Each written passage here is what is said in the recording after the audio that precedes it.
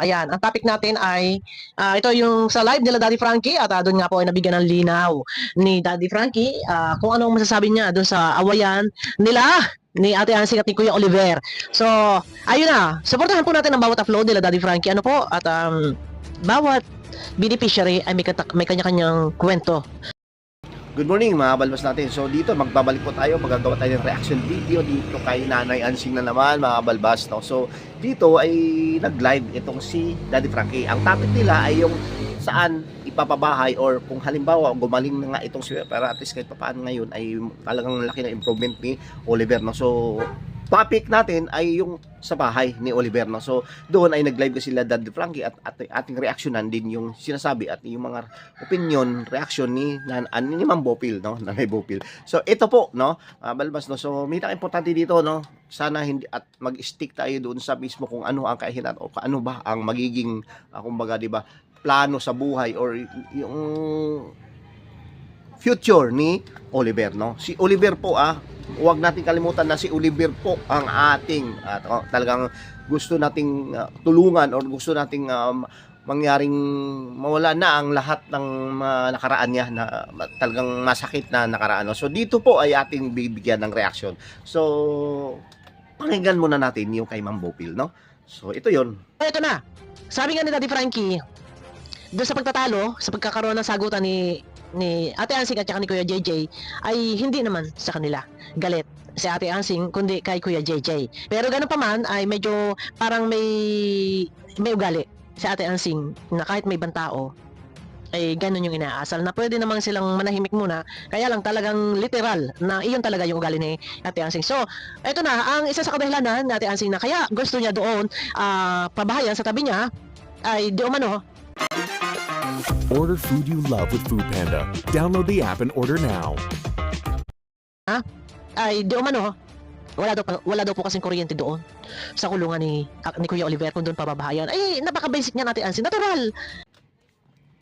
Kasi mga balbas, si Nanay Hansing nag-suggest na naman, no? Nag-suggest siya na kung sakali pagka nandyan na si Oliver at gumaling na at nauwi na sa kanila, ay doon na mismo idikit sa bahay niya, no? So yun wala namang masama doon kasi siya ay nagbibigay ng opinion. Pero, no, kung ating pansinin sa mga viewers, kayo, nagkukomento kayo dyan doon sa mismo kung saan man ang topic ay yung sa pabahay nga ni Oliver, kung saan banda or dikit nga ba doon sa bahay ni Nanay Hansing, ay talagang negative, no? Nakalagay doon ay baka, no? Maraming mga spekulasyon kung sakali at maraming mga naghihinala at hindi lang, no? Kabado di 50, no? So alam natin kung sino, ano nga ba ang pakay nitong si Nanay Hansing. Meron nga ba siyang hidden agenda or meron ba si advanced thinker siya, mga balbas, meron siyang iniisip na kung ito man ay alam naman niya, mga balbas, na si Oliver ay kung halimbawa marami kasi sumusuporta kay Oliver talaga, mga balbas, dahil doon sa nangyari, no, sa mga nakaraan 20 years ago na pinababayaan lang nila, no. So lahat naman sila dito, no. Ito kasi sa diskusyon ay nakasama dito si Kuya JJ, no. So Kuya JJ ay ayaw niya talaga na doon, no, sa malapit sa kanila kasi nga or doon mismo, no, sa dati niyang tinitirhan or sa kulungan na yon, no, sinasabi. Ang kay Nanay Hansing naman, no, iba yung reaction, iba yung pananaw ni Kuya JJ. Hindi siya katulad ni Nanay Hansing na ang kanina ni Nanay Hansing ay puro kung mga pakabig. Sinasabi ni Nanay Hansing, wala daw kuryente doon. Siyempre, kailangan. Para sa akin, may punto naman si Kuya Oliver. Hindi, si Kuya JJ. May punto naman si Kuya JJ. Ayun. Sinasabi ni Nanay Hansing, wala daw kuryente doon. Siyempre, kailangan pakabitan, di ba? Tama. Tama po. Kailangan pakabitan. Kung yun yung pinukunto, kung yun yung dinadahilan ng Ate Hansing na wala kuryente doon, dapat nung nakatira si Kuya Oliver doon, naisip mo yun. Ate Hansing, yun ba nung panahon iyon? Na sa dalawang dekada, 20 years, hindi mo naisip yun. Ngayon mo na lang naisip talaga. Kasi nga, si Kuya Oliver, amoy dollar na. Mukhang dollar na. Totoo, yan, mabango na, malinis na, magaling na. Hindi na rin pati alagain. Kasi bago yan pakawalan ni Daddy Frankie, magaling na. Kung kuryente at kuryente din lang naman, bakit nga ba? Hindi lagyan. Kung yun yung kanya pinoproblema na hindi raw pwede doon kasi walang kuryente, dapat noon pa naisip na ito ni Ate Hansing. Hindi yung kung kailan ngayon, sasabihin mo hindi pwede doon, walang kuryente. Kung gugustuhin nyo talaga, lagyan ng kuryente, dapat noon pa. Yun lang pala, walang kuryente. Bakit nga? Tumagal ng 20 years, hindi nyo nilagyan ng kuryente. O, di ba? O. Eh, ngayon, magaling na dyan sa'yo.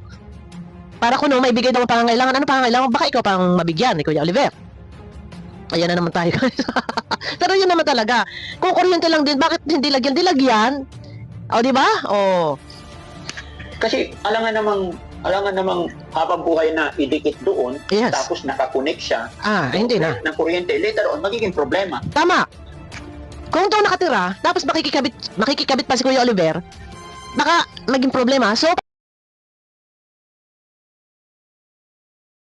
palalagyan ng sariling kontador. Ate Ansing, ganun lang ka-basic yun, ganun lang kasimple yun. Ngayon mo naalaala, wala kuryente kasi doon. Bakit nga noon hindi mo naalaala yun? Eh, ngayon na, mahalaga na sa'yo, hindi na pwede daw tumira doon dahil nang wala kuryente. Ay, kahit wala pang kuryente yan, mas maigi pa rin. Kahit yung gasera, mas maigi pa rin talaga magsulo. Kaysa naman yan dyan sa'yo, ay nako, ay pasensya ka na. Eh, pasensya ka na. At mayroon ng kontrabida sa buhay mo, si Kuya JJ. Sa kasakali, di ba? Opo. At saka, bakit ididikit? Eh, may lupa naman. Tama! si Kuya Oliver. Tama po. May lupa naman. Ate Ansing naman. Isip-isip ba? Tsaka isipin mo na baka mamaya, dapat bago ka nagsalita ng gano'n, nandiyan patabihan sa bahay mo, eh, naisip mo na baka umalma rin talaga yung mga viewers kasi ayaw talaga ng viewers na ikaw yung lagi naka-eksena. Di ba? Bakit nga patatayuan dyan sa bahay mo? Ikaw yung may mana. At saka ito ha, ang bahay na yan, ikaw mismo Ate Ansing ang nagsabi na ang bahay na iyan ay bahay ni Kuya Oliver. So, hindi ba kaya na ikaw ang dapat umalis sa bahay na yan dahil iyan ay bahay ni Kuya Oliver? So, sabi nga po dito nila Daddy Frankie, i-analyze nyo guys, ano po, ang sabi dito nila Daddy Frankie, baka kaya minamadali ni Ate Ansing na magawa agad yung bahay ni Kuya Oliver, baka nga naman Puro, mga balbas, sorry pasensya na, no? Puro, siya yung kumbaga, di ba, yung future, alam niya nang mangyayari, baka mamaya, pagka dumating ang time na, siyempre, marami sumusuporta, at malapit lang daw yung palayok. Naging palayok ni Oliver, ay baka makakita siya na, ito, mas malapit ako, para hingi yan. Alam mo naman si Nanay Ansing, no? So sorry po Pero dito, real talk tayo dito, no? So yun yung nagiging mga kutob ng mga viewers, no?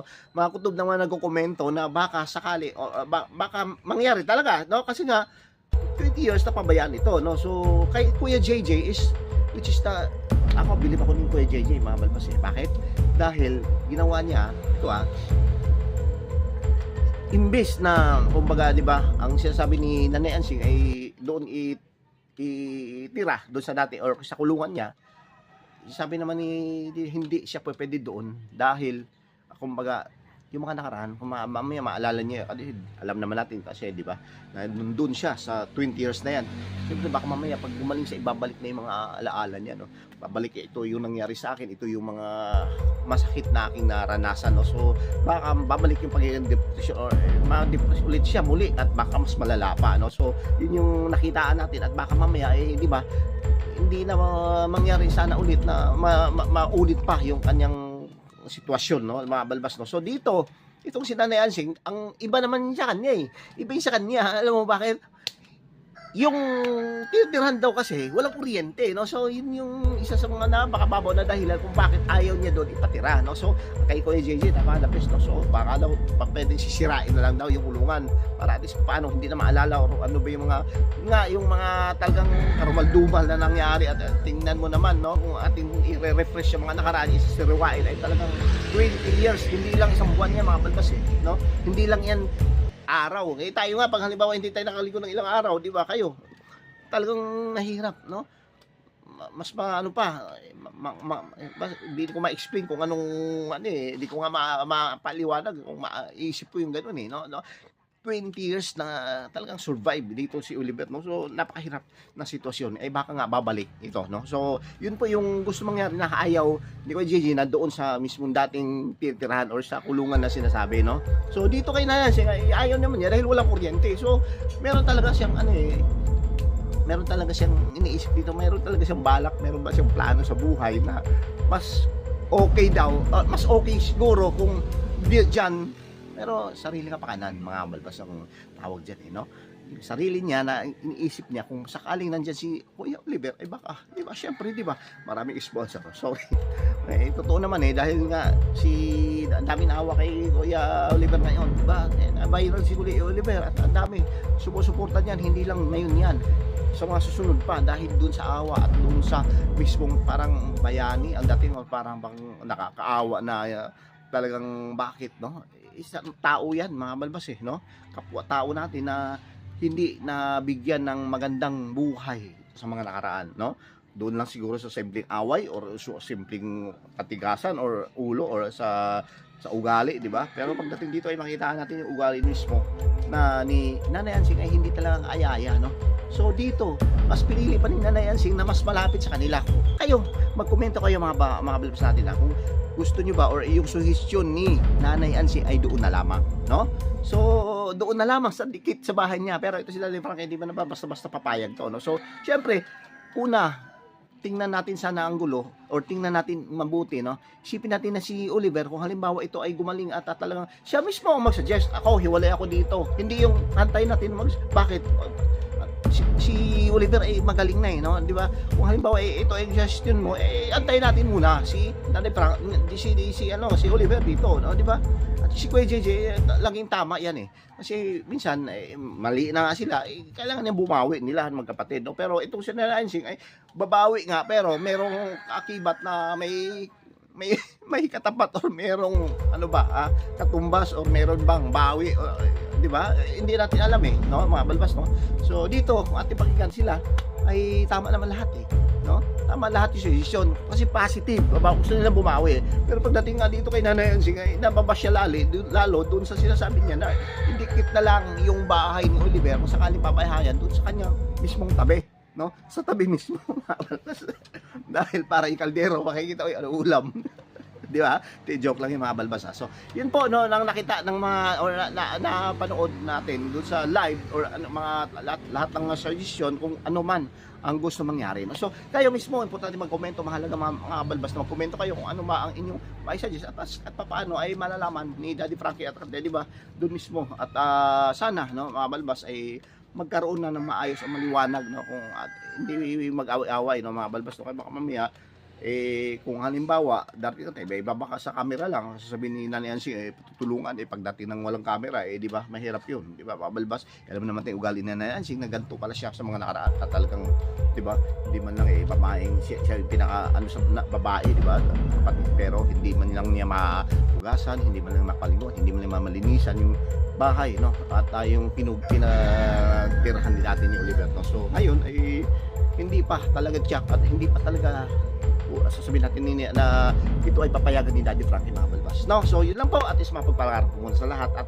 reaction opinion lang naman ito mga balbas. Walang problema. No? So support natin Daddy Frankie channel at sa lahat ng mga charity vlogger. Thank you, God bless at pabuhay pa tayong lahat. Bye-bye!